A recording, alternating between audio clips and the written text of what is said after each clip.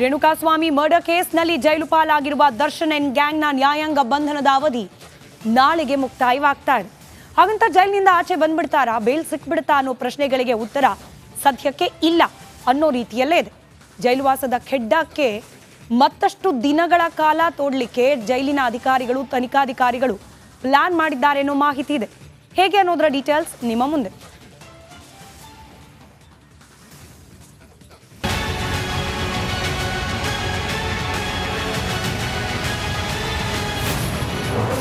ನಾಳೆ ದರ್ಶನ್ ನ್ಯಾಯಾಂಗ ಬಂಧನ ಅಂತ್ಯ. ನಾಳೆ ಕೋರ್ಟ್ನಲ್ಲಿ ಡೆವಿಲ್ ಭವಿಷ್ಯ ನಿರ್ಧಾರ. ರೇಣುಕಾಸ್ವಾಮಿ ಕೊಲೆ ಪ್ರಕರಣದಲ್ಲಿ ನಟ ದರ್ಶನ್ ಮತ್ತು ಗ್ಯಾಂಗ್ ಪರಪ್ಪನ ಅಗ್ರಹಾರಕ್ಕೆ ಸೇರಿ 27 ದಿನವಾಯಿತು. 2 ಬಾರಿ ಡಿ ಗ್ಯಾಂಗ್ಗೆ ನ್ಯಾಯಾಂಗ ಬಂಧನ ವಿಸ್ತರಣೆಯಾಗಿದ್ದು, ನಾಳೆಗೆ 2 ಬಾರಿ ಆದೇಶಿಸಿದ್ದ ನ್ಯಾಯಾಂಗ ಬಂಧನ ಅವಧಿ ಮುಗಿಯಲಿದೆ. ಹೀಗಾಗಿ ನಾಳೆ ಕೋರ್ಟ್ನಲ್ಲಿ ಡೆವಿಲ್ ಗ್ಯಾಂಗ್ ಭವಿಷ್ಯ ಏನಾಗಲಿದೆ ಎಂಬುದು ಎಲ್ಲರ ಕುತೂಹಲಕ್ಕೆ ಕಾರಣವಾಗಿದೆ. ಈಗಾಗಲೇ 27 ದಿನದ ಜೈಲುವಾಸ ಅನುಭವಿಸಿರುವ ದರ್ಶನ್ ಅಂಡ್ ಟೀಮ್ಗೆ ಮತ್ತೆ ಜೈಲು ದಾರಿ ತೋರಿಸಲು ತನಿಖಾಧಿಕಾರಿ ರಿಮಾಂಡ್ ಅರ್ಜಿ ಸಿದ್ಧ ಮಾಡಿದ್ದಾರಂತೆ. ನಾಳೆ ಪುನಃ ನ್ಯಾಯಾಲಯಕ್ಕೆ ರಿಮಾಂಡ್ ಅರ್ಜಿ ಸಲ್ಲಿಸಲಿರುವ ಪೊಲೀಸರು ಯಾವುದೇ ಕಾರಣಕ್ಕೂ ರಿಲೀಫ್ ನೀಡದಂತೆ ಹಲವು ಕಾರಣಗಳನ್ನು ನ್ಯಾಯಾಲಯದ ಮುಂದಿಡಲಿದ್ದಾರೆ.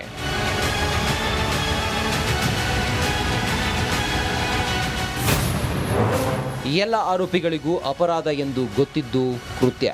ಕೊಲೆ ಮಾಡಿದ ಬಳಿಕ ಉದ್ದೇಶಪೂರ್ವಕವಾಗಿ ಸಾಕ್ಷ್ಯ ನಾಶ.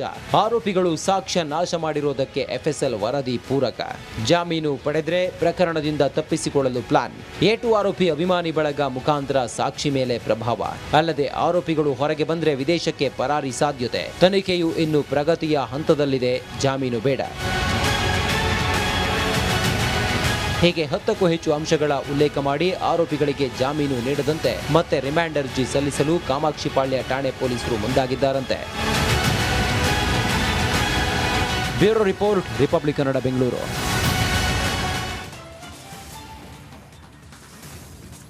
ದರ್ಶನ್ ಅವರಿಗೆ ಸದ್ಯಕ್ಕೆ ರಿಲೀಫ್ ಸಿಗಬಾರ್ದು, ಪ್ರಕರಣದ ತನಿಖೆ ಇನ್ನೂ ಪ್ರಗತಿಯಲ್ಲಿದೆ ಅಂತ ಹೇಳಿ ನ್ಯಾಯಾಲಯದ ಮುಂದೆ ನ್ಯಾಯಾಧೀಶರ ಸಮ್ಮುಖದಲ್ಲಿ ತನಿಖಾಧಿಕಾರಿಗಳು ಕನ್ವಿನ್ಸ್ ಮಾಡಬೇಕು ಅಂತಂದ್ರೆ ರಿಮಾಂಡ್ ಕಾಪಿಯಲ್ಲಿ ಒಂದಷ್ಟು ಅಂಶಗಳು ಅದಕ್ಕೆ ಪೂರಕವಾಗಿ ಪ್ರಸ್ತಾಪ ಮಾಡಲೇಬೇಕು.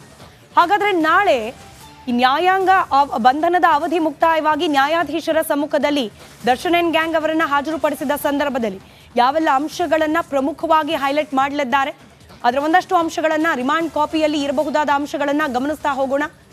ನಾಳೆಯ ರಿಮಾಂಡ್ ವರದಿಯಲ್ಲಿ ಇರಬಹುದಾದ ಅಂಶಗಳು, ಎಲ್ಲ ಆರೋಪಿಗಳು ಕೂಡ ಅಪರಾಧ ಮಾಡಿರೋದು ಗೊತ್ತಿದ್ದೂ ಕೂಡ, ಅಪರಾಧ ಇದು ಅಂತ ಗೊತ್ತಿದ್ದೂ ಕೂಡ ಕೃತ್ಯ ಎಸಗಿದ್ದಾರೆ. ನಾವು ಆತನನ್ನ ಕಿಡ್ನಾಪ್ ಮಾಡಿ ಕರ್ಕೊಂಡು ಬಂದಿದ್ದ ಅಪರಾಧ, ಅದಾದ ನಂತರದಲ್ಲಿ ಆತನನ್ನ ಶೆಡ್ನಲ್ಲಿ ಬಂಧಿಸಿದ್ದು ಅಪರಾಧ, ಆತನ ಮೇಲೆ ಮನಸೋ ಇಚ್ಛೆ ಹಲ್ಲೆ ಮಾಡಿದ್ದು ಅಪರಾಧ. ಇದೆಲ್ಲವೂ ಕೂಡ ಕಾನೂನಿಗೆ ವಿರುದ್ಧ ಅನ್ನೋದು ಗೊತ್ತಿದ್ರೂ ಕೂಡ ಈ ಕೃತ್ಯವನ್ನ ಎಸಗಿದ್ದಾರೆ ಅನ್ನೋ ಅಂಶವನ್ನ ಬಹಳ ಪ್ರಮುಖವಾಗಿ ಉಲ್ಲೇಖ ಮಾಡಲಿದ್ದಾರೆ. ಕೇವಲ ಇಷ್ಟು ಮಾತ್ರ ಅಲ್ಲ, ಕೊಲೆ ಆದ ನಂತರದಲ್ಲಿ ಸಾಕ್ಷ್ಯಗಳನ್ನ ನಾಶ ಮಾಡಲಿಕ್ಕೆ ಸತತ ಪ್ರಯತ್ನವನ್ನ ಉದ್ದೇಶಪೂರ್ವಕವಾಗಿ ಮಾಡಲಾಗಿದೆ. ಇದು ಕೂಡ ಕಾನೂನಾತ್ಮಕವಾಗಿ ಅಪರಾಧ. ಆರೋಪಿಗಳು ಸಾಕ್ಷ್ಯ ನಾಶ ಮಾಡಿರೋದಕ್ಕೆ ಎಫ್ಎಸ್ಎಲ್ ವರದಿ ಪೂರಕವಾದ ಅಂಶಗಳನ್ನ ಬಹಿರಂಗಪಡಿಸ್ತಾ ಇದೆ. ಸಾಕ್ಷಿ ನಾಶ ಮಾಡುವ ಪ್ರಯತ್ನ ಮಾಡಲಾಗಿತ್ತು ಅನ್ನೋದಕ್ಕೆ ಎಫ್ಎಸ್ಎಲ್ ವರದಿ ಪೂರಕವಾಗಿ ನಿಂತಿದೆ ಅನ್ನೋದನ್ನ ಕೂಡ ರಿಮಾಂಡ್ ಕಾಪಿಯಲ್ಲಿ ತಿಳಿಸಲಿದ್ದಾರೆ. ಆರೋಪಿಗಳಿಗೆ ಜಾಮೀನು ಕೇಸ್ ಏನಾದರೂ ಸಿಕ್ಕರೆ ಸಾಕ್ಷ್ಯಗಳ ಮೇಲೆ ಪ್ರಭಾವ ಬೀರುವ ಸಾಧ್ಯತೆಗಳಿದೆ. ಈ ಪ್ರಕರಣದಲ್ಲಿ ಇನ್ನೂ ಅನೇಕರು, ಹೊರಗಿನವರು ಯಾರೆಲ್ಲ ಬಂಧನಕ್ಕೆ ಒಳಗಾಗಿ ಸಾಕ್ಷಿಯಾಗಿ ನಿಂತಿದ್ದಾರೆ ಅವರನ್ನ ಹೊರತುಪಡಿಸಿಯೂ ಕೂಡ ಇನ್ನೂ ಅನೇಕರ ಸಾಕ್ಷ್ಯಗಳಿದೆ. ಇನ್ನೂ ಅನೇಕ ಸಾಕ್ಷಿಗಳು, ಟೆಕ್ನಿಕಲ್ ಎವಿಡೆನ್ಸ್ಗಳು ಕೂಡ ಇದೆ. ಇದನ್ನ ನಾಶಪಡಿಸುವ ಸಾಧ್ಯತೆ ಕೂಡ ಇದೆ. ಹಾಗಾಗಿ ಅವರಿಗೆ ಜಾಮೀನು ಕೊಡಬಾರ್ದು. ಜಾಮೀನು ಪಡೆದ್ರೆ ಪ್ರಕರಣದಿಂದ ತಪ್ಪಿಸಿಕೊಳ್ಳುವ ಪ್ಲಾನ್ ಕೂಡ ಮಾಡುವ ಸಾಧ್ಯತೆ ಇದೆ. ಪ್ರಭಾವಿಗಳ ಜೊತೆಯಲ್ಲಿ ಒಡನಾಟ ಇರುವವರಿದ್ದಾರೆ. ಖುದ್ದು ಪ್ರಭಾವಿಯೇ ಈ ಪ್ರಕರಣದಲ್ಲಿ ಆರೋಪಿ ಸ್ಥಾನದಲ್ಲಿ ನಿಂತಿದ್ದಾರೆ. ಬೇರೆ ದೇಶಕ್ಕೆ ಪರಾರಿ ಆಗೋದು ಅಥವಾ ತನಿಖಾಧಿಕಾರಿಗಳ ಕೈಗೆ ಸಿಗದೇ ಇರೋ ರೀತಿಯಲ್ಲಿ ಪರಾರಿ ಆಗೋದು, ಹೀಗೆ ಮಾಡುವ ಪಾಸಿಬಿಲಿಟೀಸ್ ಇದೆ. ಏಟು ಆರೋಪಿ ಅಭಿಮಾನಿ ಬಳಗದ ಮುಖಾಂತರ ಸಾಕ್ಷಿ ಮೇಲೆ ಪ್ರಭಾವ ಬೀರೋ ಸಾಧ್ಯತೆ ಕೂಡ ಇದೆ. ಈ ಹಿಂದೆ ಕೂಡ ಹಿಂಗಾಗಿರಬಹುದು ಅನ್ನೋದಕ್ಕೆ ತನಿಖಾಧಿಕಾರಿಗಳಿಗೆ ಸಾಕ್ಷಿ ಸಿಕ್ಕಿದೆ. ಅಲ್ಲದೆ ಆರೋಪಿಗಳು ಹೊರಗೆ ಬಂದರೆ ವಿದೇಶಕ್ಕೆ ಪರಾರಿಯಾಗುವ ಸಾಧ್ಯತೆ ಇದೆ. ಹೀಗಾಗಿ ಅವರಿಗೆ ತಕ್ಷಣಕ್ಕೆ ಬೇಲ್ ನೀಡಬಾರ್ದು ಅಂತ ಹೇಳಿ ಮನವಿಯನ್ನ ಮಾಡಿಕೊಳ್ಳುವ ಸಾಧ್ಯತೆ ಇದೆ. ತನಿಖೆಯನ್ನು ಕೂಡ ಪ್ರಗತಿಯ ಹಂತದಲ್ಲಿದೆ. ಹೀಗಾಗಿ ಜಾಮೀನು ಕೊಡೋದು ಬೇಡ ಅಂತ ಹೇಳಿ ಕೂಡ ತನಿಖಾಧಿಕಾರಿಗಳು ಕೋರ್ಟ್ನ ಮುಂದೆ ಎಲ್ಲ ಅಂಶಗಳನ್ನ ಪ್ರಸ್ತುತಪಡಿಸುವ ಸಾಧ್ಯತೆ ಇದೆ. ಇದಿಷ್ಟು ನಾಳಿನ ರಿಮಾಂಡ್ ಕಾಪಿಯಲ್ಲಿ ಇರಬಹುದಾದ ಅಂಶಗಳಾದ್ರೆ ಇತ್ತ ದರ್ಶನ್ ಅವರಲ್ಲಿ ಬದಲಾವಣೆ ಆಗ್ತಾ ಇದೆಯಾ?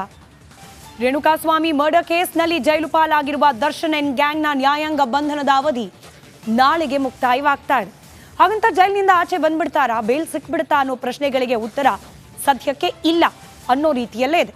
ಜೈಲುವಾಸದ ಖೆಡ್ಡಕ್ಕೆ ಮತ್ತಷ್ಟು ದಿನಗಳ ಕಾಲ ತೋಡ್ಲಿಕ್ಕೆ ಜೈಲಿನ ಅಧಿಕಾರಿಗಳು, ತನಿಖಾಧಿಕಾರಿಗಳು ಪ್ಲಾನ್ ಮಾಡಿದ್ದಾರೆ ಅನ್ನೋ ಮಾಹಿತಿ ಇದೆ. ಹೇಗೆ ಅನ್ನೋದರ ಡೀಟೇಲ್ಸ್ ನಿಮ್ಮ ಮುಂದೆ.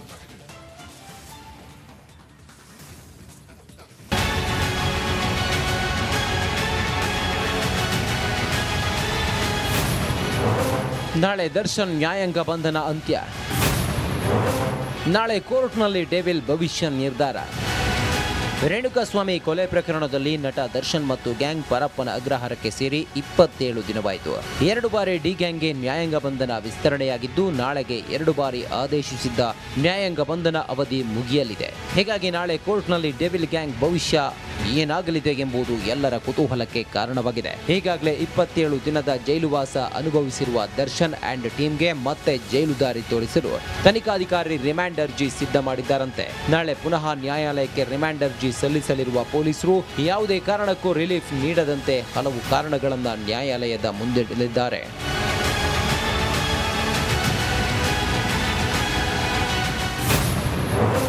ಎಲ್ಲ ಆರೋಪಿಗಳಿಗೂ ಅಪರಾಧ ಎಂದು ಗೊತ್ತಿದ್ದು ಕೃತ್ಯ.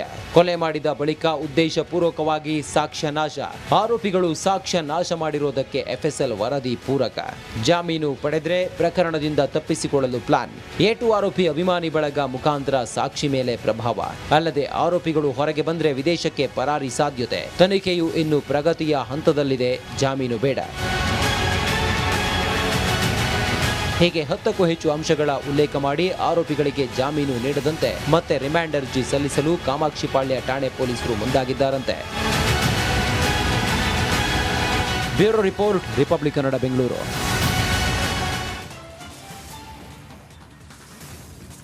ದರ್ಶನ್ ಅವರಿಗೆ ಸದ್ಯಕ್ಕೆ ರಿಲೀಫ್ ಸಿಗಬಾರ್ದು, ಪ್ರಕರಣದ ತನಿಖೆ ಇನ್ನೂ ಪ್ರಗತಿಯಲ್ಲಿದೆ ಅಂತ ಹೇಳಿ ನ್ಯಾಯಾಲಯದ ಮುಂದೆ ನ್ಯಾಯಾಧೀಶರ ಸಮ್ಮುಖದಲ್ಲಿ ತನಿಖಾಧಿಕಾರಿಗಳು ಕನ್ವಿನ್ಸ್ ಮಾಡಬೇಕು ಅಂತಂದ್ರೆ ರಿಮಾಂಡ್ ಕಾಪಿಯಲ್ಲಿ ಒಂದಷ್ಟು ಅಂಶಗಳು ಅದಕ್ಕೆ ಪೂರಕವಾಗಿ ಪ್ರಸ್ತಾಪ ಮಾಡಲೇಬೇಕು.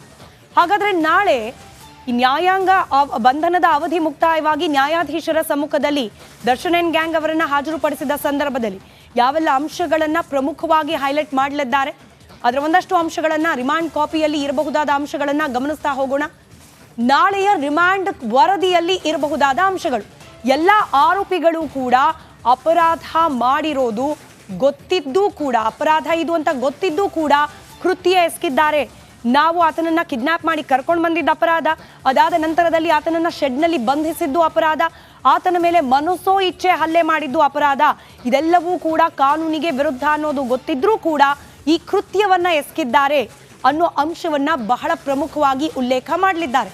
ಕೇವಲ ಇಷ್ಟು ಮಾತ್ರ ಅಲ್ಲ, ಕೊಲೆಯಾದ ನಂತರದಲ್ಲಿ ಸಾಕ್ಷ್ಯಗಳನ್ನ ನಾಶ ಮಾಡಲಿಕ್ಕೆ ಸತತ ಪ್ರಯತ್ನವನ್ನ ಉದ್ದೇಶಪೂರ್ವಕವಾಗಿ ಮಾಡಲಾಗಿದೆ. ಇದು ಕೂಡ ಕಾನೂನಾತ್ಮಕವಾಗಿ ಅಪರಾಧ. ಆರೋಪಿಗಳು ಸಾಕ್ಷ್ಯ ನಾಶ ಮಾಡಿರೋದಕ್ಕೆ ಎಫ್ಎಸ್ಎಲ್ ವರದಿ ಪೂರಕವಾದ ಅಂಶಗಳನ್ನ ಬಹಿರಂಗಪಡಿಸ್ತಾ ಇದೆ. ಸಾಕ್ಷಿ ನಾಶ ಮಾಡುವ ಪ್ರಯತ್ನ ಮಾಡಲಾಗಿತ್ತು ಅನ್ನೋದಕ್ಕೆ ಎಫ್ಎಸ್ಎಲ್ ವರದಿ ಪೂರಕವಾಗಿ ನಿಂತಿದೆ ಅನ್ನೋದನ್ನ ಕೂಡ ರಿಮಾಂಡ್ ಕಾಪಿಯಲ್ಲಿ ತಿಳಿಸಲಿದ್ದಾರೆ. ಆರೋಪಿಗಳಿಗೆ ಜಾಮೀನು ಕೇಸ್ ಏನಾದರೂ ಸಿಕ್ಕರೆ ಸಾಕ್ಷ್ಯಗಳ ಮೇಲೆ ಪ್ರಭಾವ ಬೀರುವ ಸಾಧ್ಯತೆಗಳಿದೆ. ಈ ಪ್ರಕರಣದಲ್ಲಿ ಇನ್ನೂ ಅನೇಕರು, ಹೊರಗಿನವರು ಯಾರೆಲ್ಲ ಬಂಧನಕ್ಕೆ ಒಳಗಾಗಿ ಸಾಕ್ಷಿಯಾಗಿ ನಿಂತಿದ್ದಾರೆ ಅವರನ್ನ ಹೊರತುಪಡಿಸಿಯೂ ಕೂಡ ಇನ್ನೂ ಅನೇಕರ ಸಾಕ್ಷ್ಯಗಳಿದೆ. ಇನ್ನೂ ಅನೇಕ ಸಾಕ್ಷಿಗಳು, ಟೆಕ್ನಿಕಲ್ ಎವಿಡೆನ್ಸ್ಗಳು ಕೂಡ ಇದೆ. ಇದನ್ನ ನಾಶಪಡಿಸುವ ಸಾಧ್ಯತೆ ಕೂಡ ಇದೆ.